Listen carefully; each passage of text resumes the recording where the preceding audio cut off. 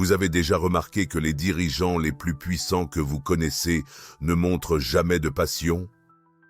Alors que d'autres s'effondrent émotionnellement, ils gardent une froideur calculée. Et ce paradoxe est exactement ce qui les rend invincibles.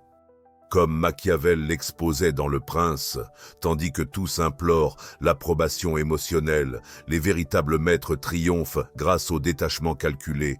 Vous êtes sur le point de découvrir exactement comment maîtriser cet art perdu.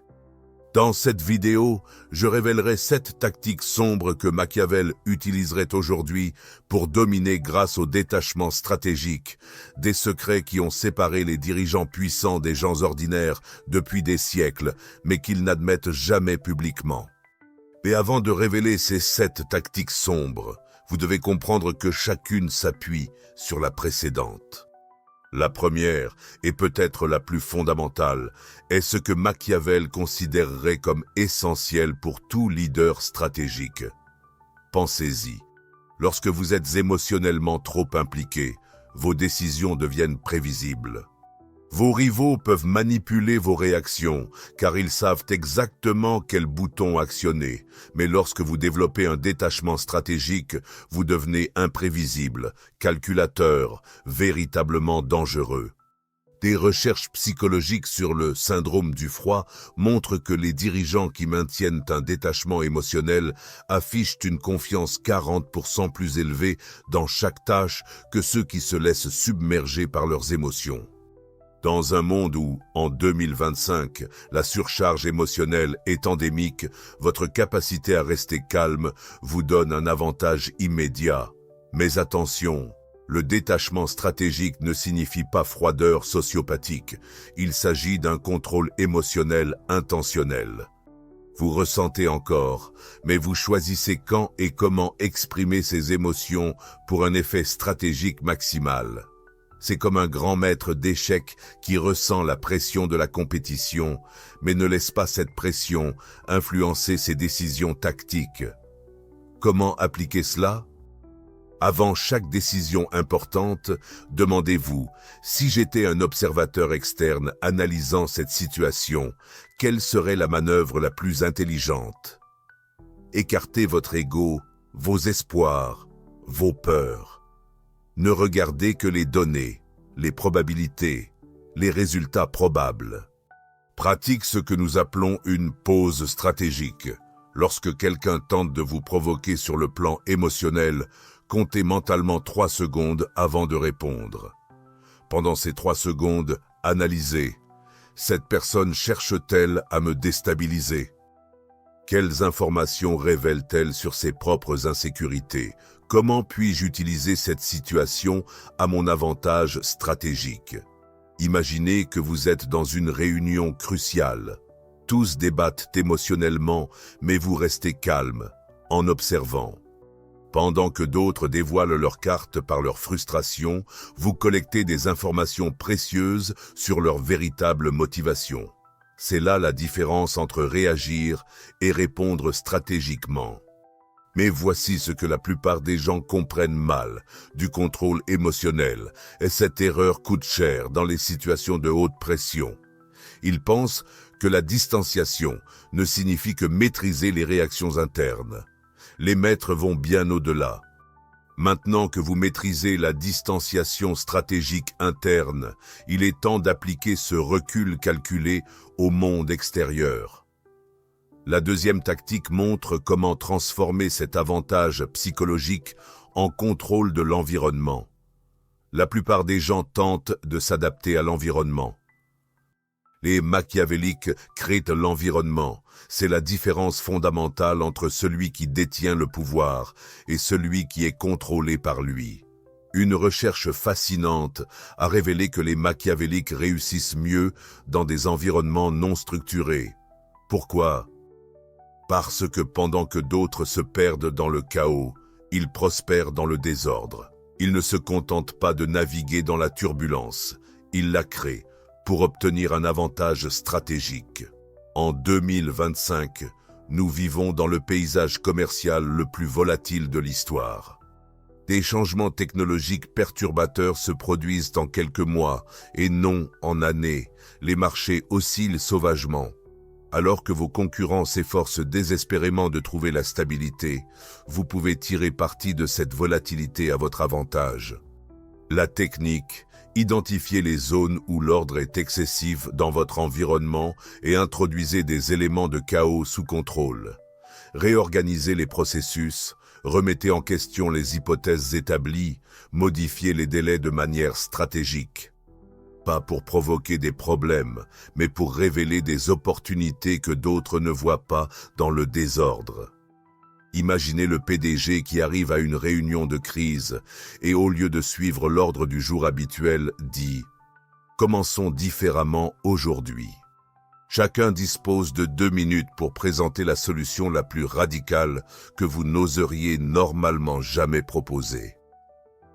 En 10 minutes, il a découvert 3 opportunités qui étaient cachées depuis des mois dans la structure formelle. Ce n'était pas un accident, c'était une ingénierie environnementale calculée. Par exemple, si votre équipe suit toujours le même ordre du jour, introduisez une nouvelle structure qui force des discussions différentes. Si un projet suit un planning très prévisible, accélérez une étape pour créer une pression productive. Si un concurrent est à l'aise dans sa position sur le marché, lancez une initiative qui oblige une réponse rapide. Le secret est que vous introduisez une variabilité maîtrisée. Vous savez ce que vous faites et pourquoi, mais les autres expérimentent l'incertitude. Cela révèle comment les gens se comportent réellement sous pression, qui peut être digne de confiance en cas de crise, et où résident des vulnérabilités cachées dans les systèmes. Voyez comment Steve Jobs appliquait cela. Lorsqu'il présentait de nouveaux produits, il contrôlait chaque détail, de l'éclairage de la scène au timing des révélations. Il ne s'adaptait pas à l'environnement technologique traditionnel. Il créait un nouvel environnement où ses idées semblaient révolutionnaires. Vous pouvez faire de même. Arrivez 10 minutes avant les réunions pour choisir votre siège. Redéfinissez les termes de la discussion par une question inattendue. Ou changez le format d'une présentation pour quelque chose de plus interactif. Faites une pause. Pensez à la dernière réunion à laquelle vous avez assisté où quelqu'un contrôlait entièrement la salle sans dire grand-chose. Il n'était pas nécessairement plus intelligent. Il utilisait ce prochain principe. Quand vous maîtrisez l'ingénierie environnementale, une question cruciale se pose. Comment maintenir cet avantage? Machiavel nous a donné la réponse la plus controversée et mathématiquement précise. Machiavel a dit « Il vaut mieux être craint qu'aimé ». Ce n'est pas de la cruauté, c'est de la pure mathématique. L'amour dépend de la bonne volonté des autres qui peut s'évaporer à tout moment. La peur dépend de votre capacité, que vous contrôlez entièrement. Des recherches modernes sur les négociations entre PDG montrent des résultats supérieurs de 12,11% lorsqu'il existe une perception sous-jacente des conséquences de ne pas coopérer. Nous ne parlons pas de menaces explicites, mais de la compréhension claire que vous avez des options et que vous n'hésiterez pas à les utiliser. Les mathématiques sont simples. Lorsque les gens savent que vous pouvez partir, que vous avez des alternatives viables, que vous n'avez pas désespérément besoin de ce que vous négociez, votre position se renforce considérablement. Ils commencent à vous voir comme quelqu'un qui choisit de coopérer et non comme quelqu'un qui est contraint de le faire. Pensez à votre supérieur le plus respecté. Je parie que vous ne l'aimez pas, mais vous le respectez parce que vous savez qu'il applique des normes élevées et qu'il a des alternatives réelles. Maintenant, pensez aux collègues sympas que tout le monde ignore lors des décisions importantes. La différence ? L'un démontre une compétence que les autres doivent respecter, l'autre cherche l'approbation qui peut disparaître demain. Observez des leaders comme Elon Musk, quelles que soient vos opinions sur lui, sa capacité à maintenir des positions fermes dans les négociations illustre ce principe. Il ne négocie pas à partir d'une position de faiblesse, car il dispose toujours d'alternatives, d'autres entreprises, d'autres projets, d'autres marchés. Lorsque Tesla a fait face à des critiques, il n'a pas supplié pour obtenir l'approbation. Il a démontré des résultats. Cela fonctionne à n'importe quelle échelle. Si vous négociez votre salaire, ayez d'autres offres en cours d'examen. Si vous fixez un délai de projet, montrez que vous avez d'autres clients qui attendent. Si vous êtes dans une relation personnelle, maintenez votre indépendance et votre développement personnel. Le respect naît naturellement lorsque les autres réalisent que vous avez de la valeur et plusieurs options. Pour vous, cela signifie ne jamais négocier à partir d'une position de faiblesse. Gardez toujours des alternatives. Montrez toujours que vous avez d'autres options. Le respect naît non de ce que vous dites, mais de ce que les autres savent que vous êtes capable de faire. Ce que je m'apprête à partager maintenant vous fera remettre en question tout ce que vous croyez savoir sur le leadership bon. Car les leaders les plus performants partagent 3 traits sombres que la psychologie appelle la triade sombre. Et vous devez comprendre pourquoi. La maîtrise de la peur calculée vous donne du pouvoir sur les autres. Mais il existe un niveau encore plus profond d'avantages stratégiques, un que peu osent reconnaître, mais que la psychologie moderne a enfin commencé à cartographier. 1% de la population est psychopathe, mais ils occupent des postes de direction de manière disproportionnée. Non pas parce qu'ils sont malveillants, mais parce qu'ils possèdent des traits qui, utilisés stratégiquement, confèrent des avantages spécifiques. La triade sombre combine 3 éléments. Le narcissisme vous donne une confiance inébranlable. Le machiavélisme vous offre une pensée stratégique. La psychopathie vous confère le courage nécessaire pour des décisions difficiles que d'autres évitent. Steve Jobs était assez narcissique pour croire qu'il pouvait faire différemment, et assez machiavélique pour orchestrer chaque présentation comme un théâtre psychologique, et d'un courage psychopathique pour annuler des produits que d'autres PDG n'oseront jamais toucher. Ce n'était pas de la malveillance, ce n'était que des outils. Comme un chirurgien qui utilise un scalpel, il coupe pour guérir, pas pour détruire. Les méta-analyses relient ces traits à l'accession au leadership pour des raisons précises. Les narcissiques prennent des risques que les prudents évitent. Les machiavéliques voient des coups d'échec là où d'autres voient le chaos. Les psychopathes fonctionnels mettent fin aux pertes sans hésitation émotionnelle. L'application pratique n'est pas de développer des troubles de la personnalité, mais d'en extraire les avantages stratégiques. La confiance naît du narcissisme sans l'arrogance destructrice. La pensée stratégique du machiavélisme sans la manipulation toxique. Le courage lié à la psychopathie sans le manque d'empathie. Faites une pause un instant. Pouvez-vous penser à un leader qui incarne parfaitement ces 3 traits? Quelqu'un que vous avez vu s'élever au pouvoir malgré ou à cause de ses caractéristiques. Gardez cette personne à l'esprit, car ce qui va suivre expliquera exactement comment ils ont fait cela. Utilisez ces lentilles lorsque nécessaire. Pour des présentations importantes, canalisez la confiance narcissique. Pour des négociations complexes, activez la pensée machiavélique. Pour des décisions difficiles, employez un détachement psychopathique. Ces traits psychologiques vous donnent les outils mentaux, mais les outils sans application constante restent inutiles.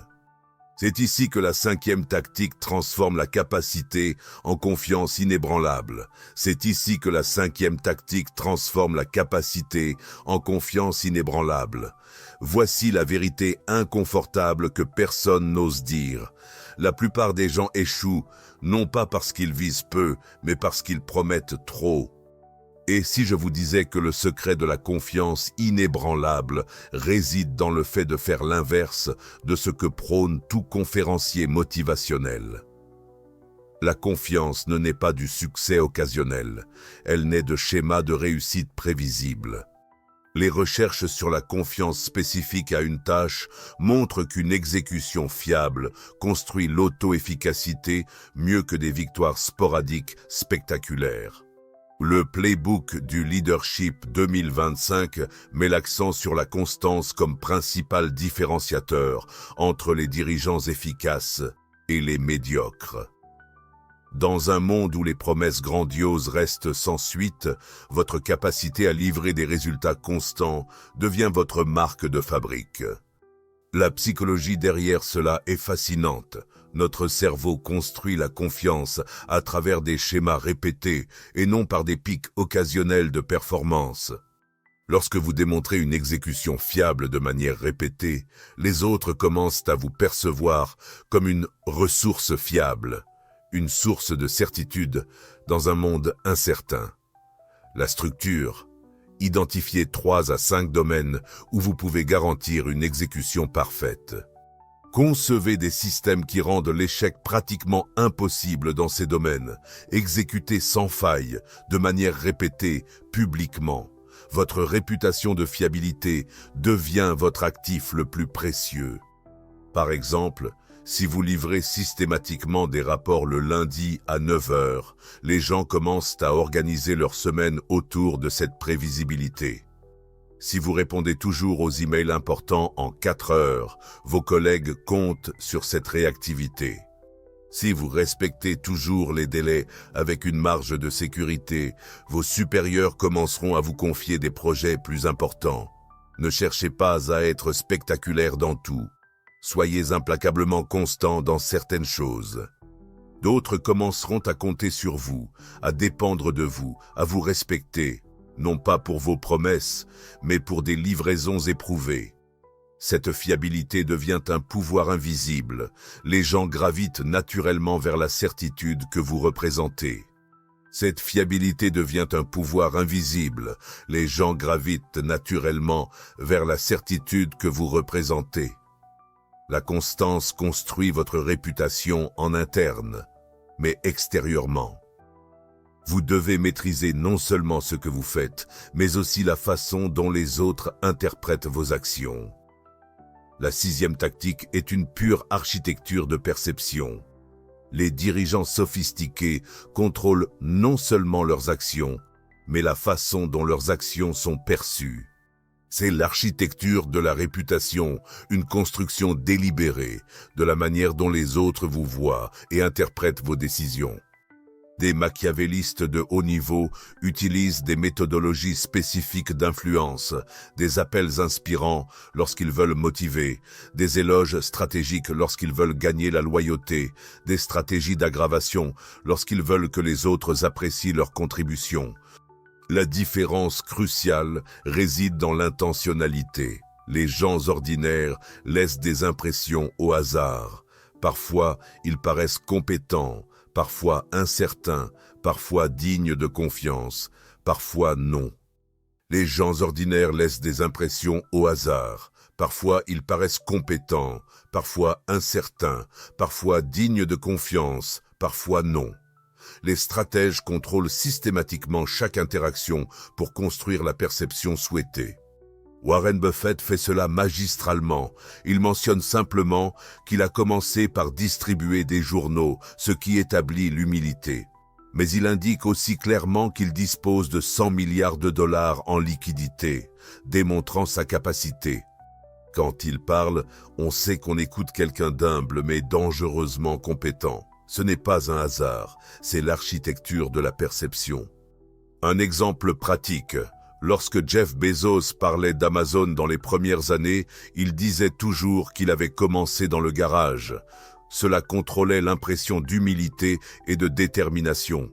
Mais il indiquait aussi clairement sa vision à long terme et les ressources dont il disposait. Vous pouvez y parvenir en partageant vos origines modestes dans des contextes appropriés, tout en démontrant de manière décontractée vos compétences et vos réseaux. Maîtrisez 3 éléments: votre compétence perçue, votre prévisibilité perçue et votre disponibilité perçue des ressources. Les autres doivent vous voir comme quelqu'un de capable, fiable, mais aussi comme quelqu'un qui a des options. Voici maintenant le paradoxe qui va vous époustoufler, et c'est ici que la plupart des gens comprennent Machiavel tout à fait mal. Ils pensent qu'il s'agit de manipulation et d'exploitation. Mais les maîtres, ils ont découvert quelque chose de bien plus puissant. Contrôler les impressions vous donne une influence individuelle. Mais le vrai pouvoir apparaît lorsque vous pouvez orchestrer une coopération de masse.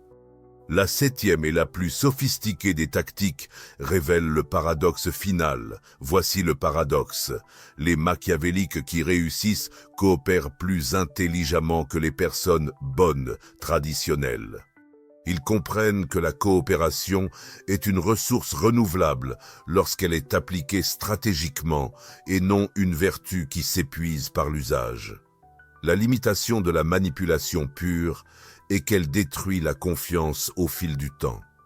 La coopération intelligente construit une bonne volonté qui peut être utilisée à répétition.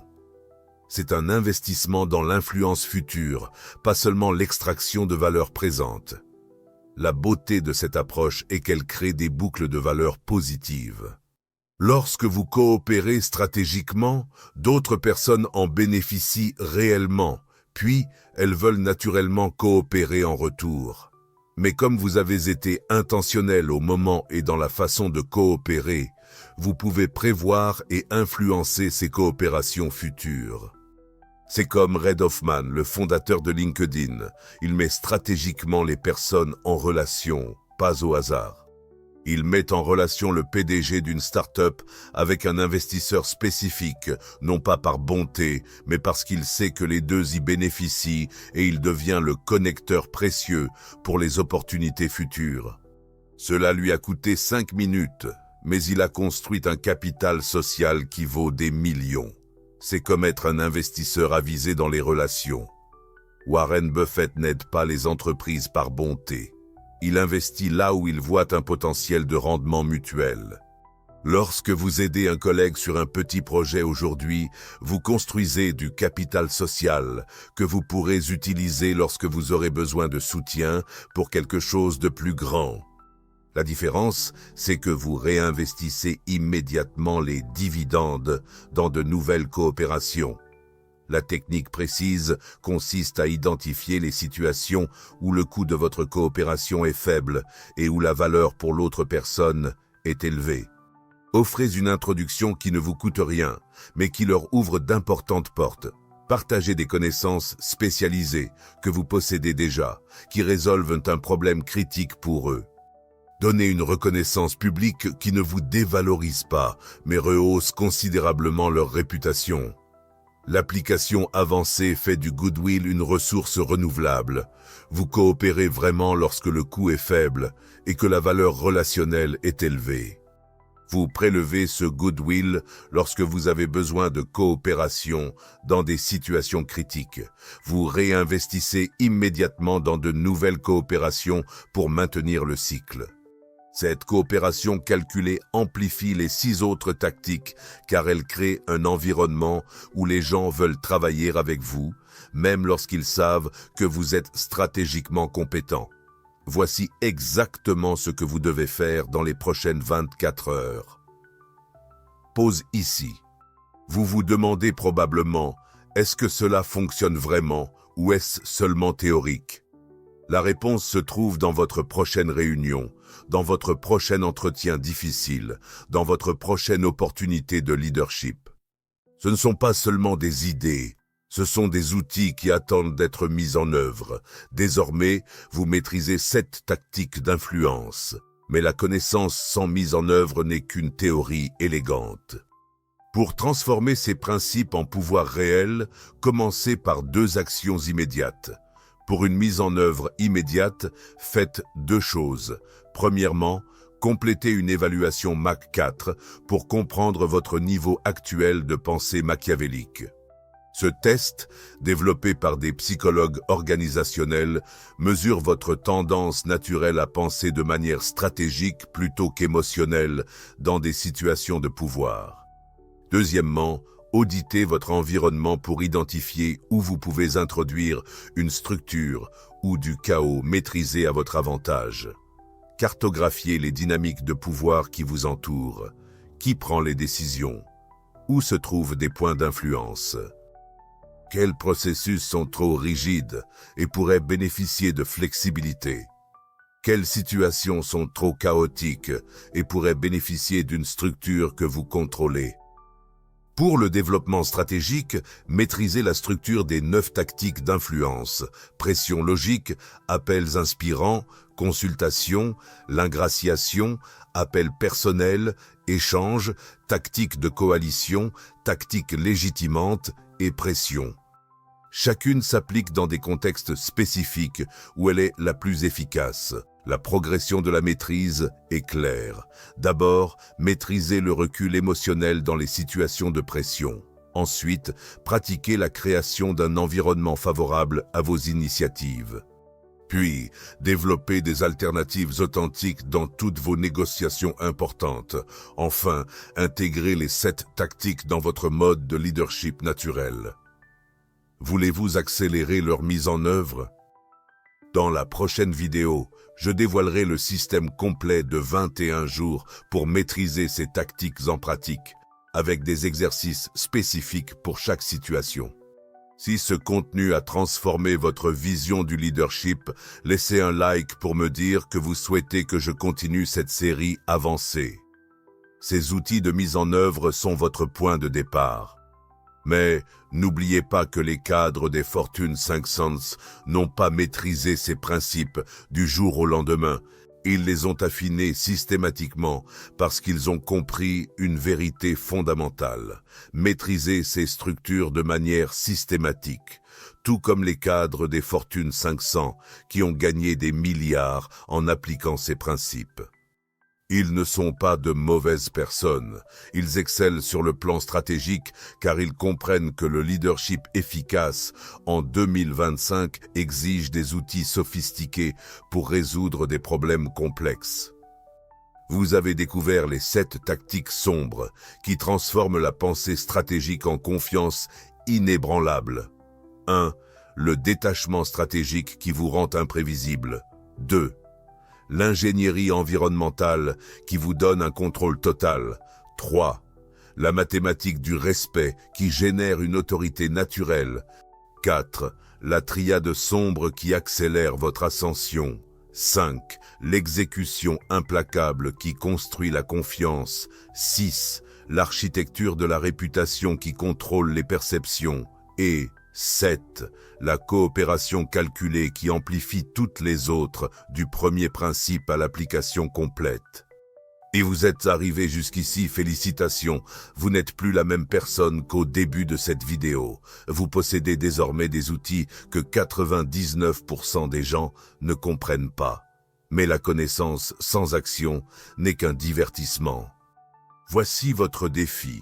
Choisissez l'une de ces 7 tactiques et appliquez-la au cours des 24 prochaines heures.